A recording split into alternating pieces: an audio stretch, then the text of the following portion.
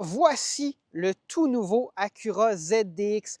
Acura nous revient avec un nouveau ZDX qui n'est pas un multi-segment coupé thermique cette fois-ci, mais un VUS électrique construit sur la plateforme Ultium de GM dans la même usine que le Blazer EV et le Cadillac Lyriq. On vous dit tout sur le nouveau Acura ZDX Type S aujourd'hui à plus de millage. Allons-y.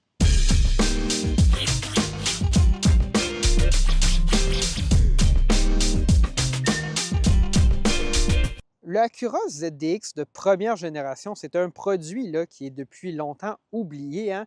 C'était une sorte de tentative d'Acura d'entrer dans le marché là, des premiers VUS coupés comme le BMW X6. Ils avaient fait une variante là, du MDX appelée le ZDX qui utilisait là, cette courbe de toit-là à l'arrière pour avoir un coffre minuscule dans un VUS immense. Tout ça, c'est derrière nous. Acura relance le ZX. Évidemment, ils doivent entrer dans le segment de l'électrique. Il n'y avait pas eu jusqu'à aujourd'hui de modèle Acura électrique à ma connaissance. Et qu'est-ce qu'on fait? On s'aligne sur la stratégie de Honda qui, pour le marché nord-américain, mise sur un partenariat avec GM pour leur lancement de leur premier modèle là, 100% électrique. À l'étranger, il y a la Honda i, il y a peut-être d'autres modèles, mais pour le marché nord-américain, tout ce qu'on a, c'est le Prologue et le ZDX, des cousins assez proches du Cadillac Lyriq et du Blazer EV. Le ZDX, il nous arrive donc en version type S aujourd'hui avec 500 chevaux, hein, quand même énormément de puissance. Donc, 500 chevaux, hein, est-ce qu'on mérite le badge type S? On va en discuter aujourd'hui dans la vidéo. Le véhicule est bâti sur la plateforme Ultium de GM, donc on a 102 kWh de batterie, hein, ce qu'on est capable d'avoir dans un Blazer EV avec la plus grosse batterie, dans le Cadillac Lyriq. Ça nous promet des performances là, qui sont assez intéressantes en termes de véhicules électriques.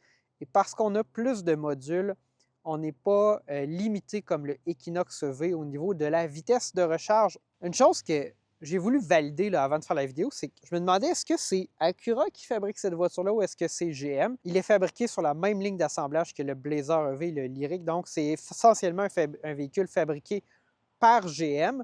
Donc on va se demander aujourd'hui, est-ce que Acura a réussi à infuser sa culture dans cette voiture-là? J'ai personnellement toujours eu un petit faible pour les véhicules Acura. Est-ce que ça vient me titiller celui-là? Bon, on va y répondre tout au long de l'épisode. Je vous amène avec moi. On va vous présenter l'extérieur du véhicule, l'intérieur, puis on va l'amener sur la route et on va vous donner nos conclusions à la fin. De profil, le ZX adopte des lignes qui sont similaires à celles du Blazer. Donc, on n'a pas tenté de recréer l'effet VUS cross-coupé du ZDX là, qui redevient populaire, entre autres, chez Mercedes et chez les Allemands. On a vraiment une ligne plus traditionnelle. C'est définitivement un VUS du format intermédiaire. Et en version type S, il est équipé de roues immenses de 22 pouces. Pourquoi Acura décide de mettre des roues de 22 pouces? Bon, évidemment, c'est la version sport, hein, plus sportive. On a des étriers de freins qui sont jaunes, très visibles. Hein? Donc, on les voit. On a des freins aussi qui sont énormes. Donc, c'est la version sport. On se permet d'avoir des plus grosses roues. J'espère que ça va être possible de mettre des roues plus petites l'hiver parce que ça va probablement vous coûter cher de pneus d'hiver. À l'avant du ZDX, on retrouve un énorme logo Acura et c'est placé sur une grille qui est entièrement fermée. J'aime pas ça en général, les devants de véhicules électriques là, en absence de grille ou à l'absence de grille, où on a l'impression qu'on a tenté de combler un espace. Je trouve qu'Acura l'a assez bien fait, puis en noir ici, ça ressort super bien. Mais ce qui vous intéresse, c'est probablement pas le logo Acura ou la grille, c'est ce qu'il y a sous le capot. Sous le capot, on ne retrouve pas de frank, on retrouve une énorme plaque de plastique marquée Acura, hein, pour vous rappeler que c'est une voiture fabriquée par GM. Il n'y a pas de frank donc, mais il y a des éléments mécaniques qui nous amènent 500 chevaux, près de 550 livres-pieds de couple, et tout ça, c'est alimenté par une batterie de 102 kWh. Qu'est-ce que ça donne en termes d'autonomie? Pour la version type S qu'on a aujourd'hui, 447 km. Pour les versions de base, 489 km. La différence vient probablement des roues de 22 pouces qui viennent certainement impacter l'autonomie de la voiture qu'on a aujourd'hui. Au niveau de la recharge rapide, la puissance maximale est d'environ 200 kW. J'ai regardé des courbes de recharge, ça ne montait pas nécessairement à 200, mais on est dans ces eaux-là. Le Cadillac Lyriq annonçait, je crois, 190. Et pour une recharge de 10 à 80 on maintient une vitesse moyenne de recharge de quelque chose comme 130 quelques kilowatts, ce qui est excellent. C'est pas ce qu'il y a de mieux. Il y a des véhicules qui rechargent plus vite que ça. Par exemple, les Ioniq 5, Kia EV6, le Kia EV9, il y a des véhicules qui vont être en mesure de charger plus vite que le ZDX, mais je trouve que quand on tombe dans ces eaux-là, puis qu'on a des véhicules qui peuvent aller chercher jusqu'à 170, 180, 190 kW, puis au-delà de ça, c'est du bonus, c'est encore mieux. Fait intéressant, il y avait de la mousse blanche dans l'intérieur du compartiment moteur, sous le capot du Acura, puis j'ai ouvert le capot, puis j'étais là, mais pourquoi il y a de la neige? Mais c'était pas de la neige, en fait, c'est de la mousse isolante. Puis je vais vous parler quand on va être à l'intérieur puis on va conduire le ZDX du niveau d'insonorisation qu'il y a dans ce véhicule-là. À l'arrière du Acura ZDX type S, on retrouve un badge type S. Il y en a beaucoup sur la voiture, on veut vous rappeler, c'est bel et bien un type S que vous avez. On a un coffre avec un excellent volume. Il y a vraiment une super surface là, de coffre.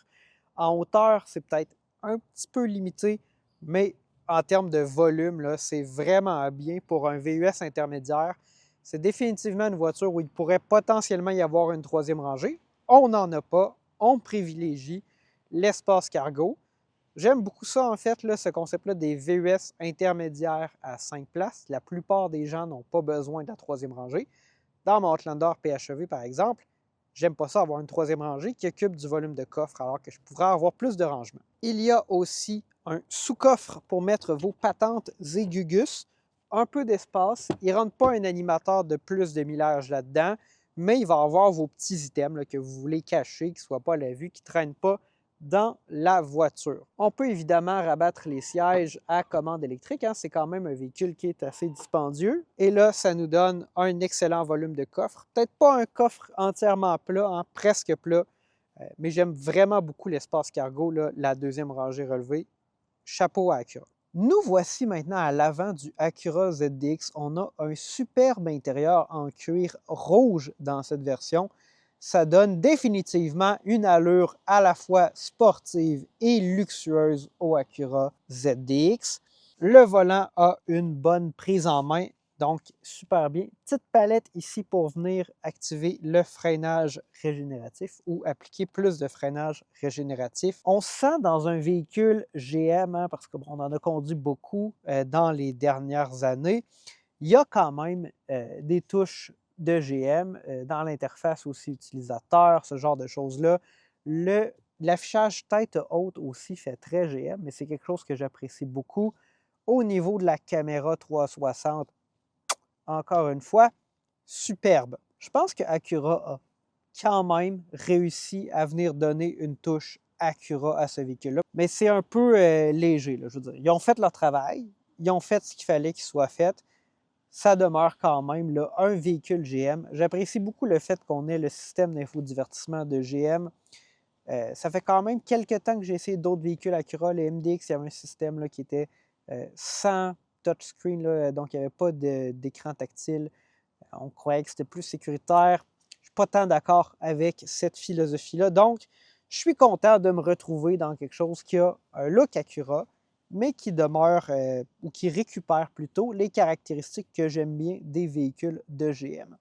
Au niveau du combiné d'instruments, il est entièrement numérique. Le véhicule qu'on essaie aujourd'hui, il a 88 de batterie, il affiche 430 km d'autonomie. Mais c'est un véhicule entièrement neuf, donc je m'attendrais à ce que ça s'ajuste et qu'on se retrouve aux environs là, de la consommation attendue de l'EPA qui nous donne une autonomie de 447 km dans la version essayée aujourd'hui. Au niveau du levier de vitesse, la manière que ça fonctionne, c'est on a un petit levier sur le côté droit du volant, il faut le tirer vers soi et le descendre vers le bas ou le monter vers le haut pour engager le drive ou le reculon. Le bout de tirer vers soi puis monter, bon, c'est pas super intuitif, je pense qu'on peut s'habituer. Je préfère honnêtement un système où je peux juste le faire tout de suite. Je pense pas qu'on a besoin de protection supplémentaire. Ce que je trouve désagréable, c'est que si votre ceinture n'est pas attachée, il va refuser d'engager le drive ou le reculon. J'ai essayé de le faire beaucoup de fois, puis j'ai fini par réussir à l'engager. Donc, évidemment, là, il y a moyen de le faire, là, si votre ceinture était brisée ou si vous aviez absolument besoin. Mais je trouve que c'est comme une protection de trop. Si on peut la désactiver, si vous êtes au courant, mettez-le dans les commentaires. Ça m'intéresserait de savoir. Donc, là, ici, on sort un peu du cadre de ce qu'on connaît avec GM. C'est un peu différent. On voit qu'il y a comme un intérêt peut-être d'aller un peu plus loin dans la sécurité de la part de Acura. Bon, je vous parlais tout à l'heure du MDX, qui avait cet écran-là qui n'était pas tactile. C'est peut-être un peu dans cette philosophie-là qui est différente, mais que je trouve qui est honnêtement un peu mal placée ou désagréable. Quoique, on peut certainement s'habituer. Je pense aussi que c'est le monde dans lequel on vit. Le Subaru Forester qu'on avait essayé récemment avait plus d'aide à la conduite, détection du trafic transversal à l'arrière, ce genre de choses-là. OK, c'est super intéressant, mais au début, ça gosse un petit peu. À l'arrière du ZDX, on retrouve cet intérieur de cuir. Beaucoup de dégagement pour les jambes, beaucoup de dégagement pour la tête aussi avec le toit panoramique. Donc, très, très bien. C'est définitivement un VUS intermédiaire. Je l'ai déjà dit, c'est un format que j'apprécie. Il y a une prise 110 volts à l'arrière pour brancher les appareils de vos enfants, des prises USB type C, un petit peu de rangement derrière les sièges. C'est somme toute, là, je pense, très attendu pour un VUS intermédiaire de ce gabarit à 2 rangées. Nous voici maintenant au volant du Acura ZDX. La journée tire à sa fin. J'ai eu la voiture seulement pour la soirée.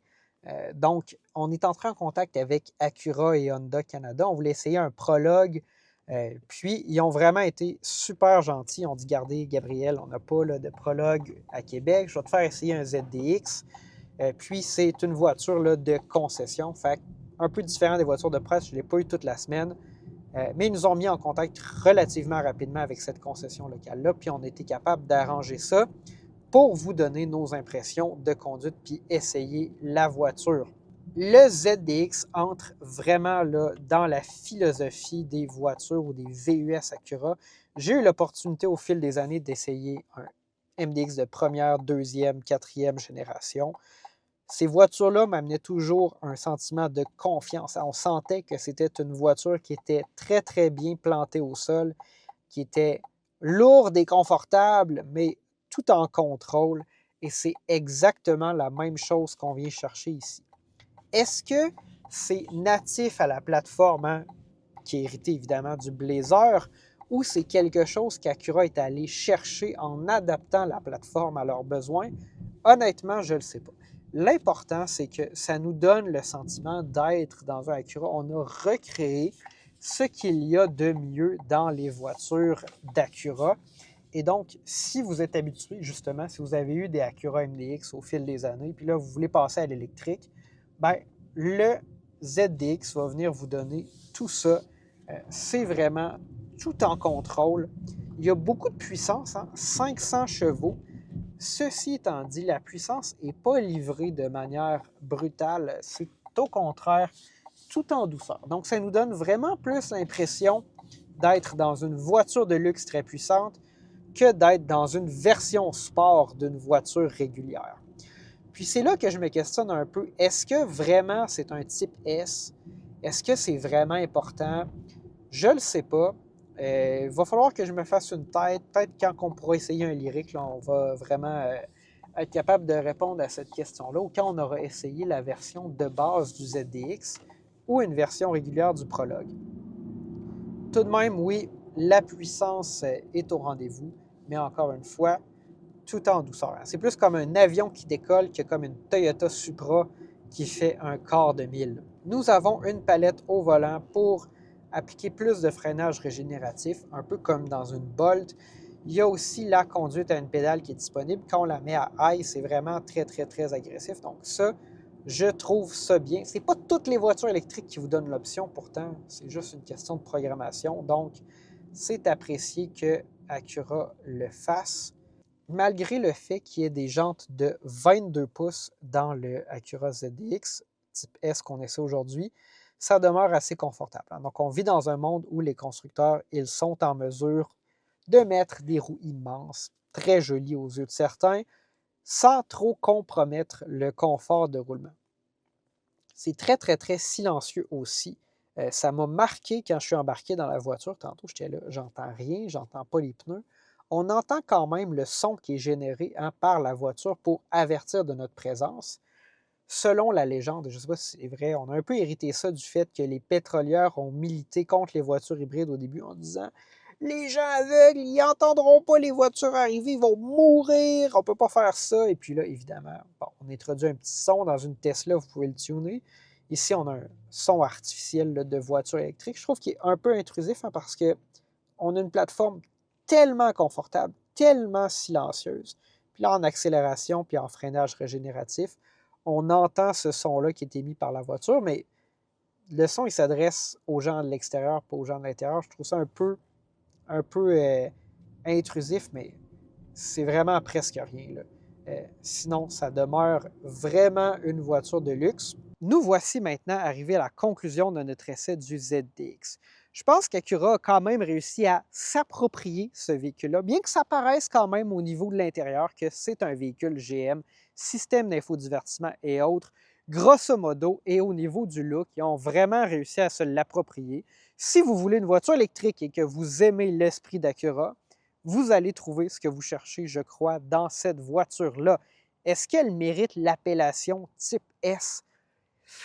Je ne sais pas trop. Honnêtement, quand on regarde le niveau de confort qu'il y a dans la voiture, d'insonorisation et tout, on a vraiment plus l'impression d'être dans une voiture de luxe que dans une voiture sport. Ce n'est pas une voiture qui est très agressive dans son comportement non plus. Au contraire, c'est extrêmement doux. Tout est en douceur, tout est en smoothness. J'ai tellement envie d'essayer un Cadillac Lyriq parce que je m'imaginais que le Cadillac Lyriq serait comme le Acura ZDX. Je me suis convaincu qu'il l'est bien en effet. Donc, c'est vraiment une excellente voiture électrique dans sa catégorie, un peu dispendieuse. À quoi on peut le comparer? Bien évidemment au Cadillac Lyriq, mais il y en a beaucoup d'autres. Il y a peut-être le Kia EV9 qui est un peu dans la même catégorie, mais moins cher, qui n'est pas affiché sous une marque de luxe. Est-ce que j'irais pour le V9 ou le ZDX? Si vous voulez une troisième rangée, il faut absolument aller vers le EV9. Si vous regardez les versions les plus luxueuses du EV9, mais que vous n'avez pas besoin d'une troisième rangée, bien là, le ZDX pourrait être intéressant. Le Cadillac Lyriq l'est tout autant. Et si on veut payer moins cher, bien là, il y a le Blazer. Grosso modo, une expérience vraiment positive. Si vous avez aimé la revue d'aujourd'hui, si vous avez apprécié le fait que maintenant, on m'entend bien parce qu'on a des nouveaux micros qu'on a pu s'acheter grâce aux revenus de Plus de Millage, qu'on génère parce que vous écoutez les vidéos, que vous les partagez, les likez, que vous vous abonnez, puis vous cliquez sur la petite cloche. Bien, merci en tout cas à vous de nous amener cette contribution-là. Si vous voulez continuer, n'hésitez pas à partager la vidéo, parler de Plus de Millage à vos amis avec le bouche à oreille, puis en partageant le contenu. C'est comme ça qu'on va chercher plus de gens, puis qu'on peut vous amener plus de contenu de qualité, toujours de plus en plus centré sur les voitures électriques. C'est Gabriel, on se dit à la prochaine.